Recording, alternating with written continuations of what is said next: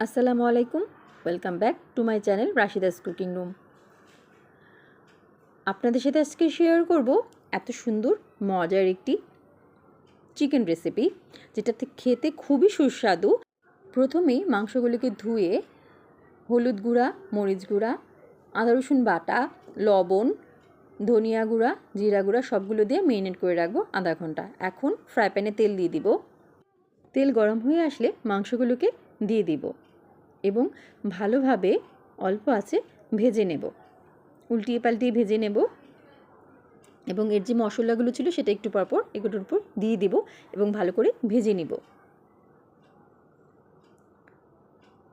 খেয়াল রাখতে হবে দুপাশে যেন ভালোভাবে ভাজা হয়।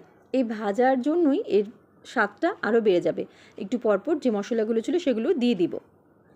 এখন আমি দিয়ে দিব পেঁয়াজ এবং পেঁয়াজটাকে ভালোভাবে ভেজে নেব।